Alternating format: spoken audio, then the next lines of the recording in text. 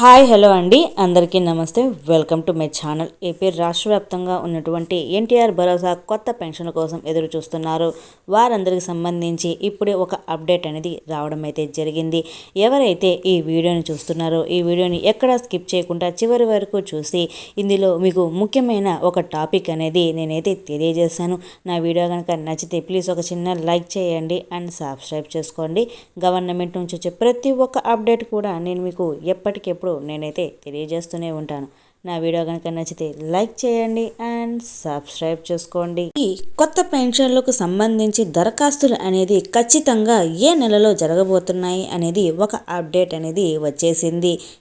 ఈ డిసెంబర్ నెలలో ఈ దరఖాస్తులు అనేది తీసుకోలేదు కాబట్టి జనవరిలో అయినా తీసుకుంటారా అనేది ఒక ప్రశ్న. తప్పకుండా అయితే ఈ ప్రశ్నకు సమాధానం నేనైతే తెలియజేస్తాను. కొత్త పెన్షన్లకు సంబంధించి ఈ దరఖాస్తులు అనేది ఎప్పుడు తీసుకుంటారనేది నేను ఇప్పుడు తెలియజేస్తాను. ఇక లేట్ చేయకుండా వివరాల్లోకి అయితే వెళ్ళిపోదాము. ఏపీ రాష్ట్ర వ్యాప్తంగా ఎన్టీఆర్ భరోసా కొత్త పెన్షన్లకు సంబంధించి ఏపీ ప్రభుత్వము డిసెంబర్ 2వ తేదీన అయితే దరఖాస్తు అనేది చేసుకోవచ్చని చెప్పి న్యూస్ పేపర్లో అయితే ప్రకటన అయితే తెలియజేశారు. కానీ కొన్ని కారణాల వల్ల ఇదైతే జరగలేదు. ముందుగా చూసుకుంటే రేషన్ కార్డులకు అప్లికేషన్ అనేది తీసుకుంటాము అనేది తెలియజేశారు. అయితే దీనికి సంబంధించి ఒక ఆర్టికల్ అనేది కూడా ఇందులో అయితే వేశారు. అందులో చూసుకుంటే రేషన్ కార్డులే ఇంకా రాలేదు, ఇక కొత్త పెన్షన్లు వస్తాయా అనేది చూసుకుంటే ఈ రెన్యువల్కి సంబంధించి దరఖాస్తులు అనేది ఇవన్నీ పూర్తి చేసుకొని తరువాత కొత్త పెన్షన్ అనేది దరఖాస్తు తీసుకోవచ్చని చెప్పి చెప్పడం అయితే జరిగింది.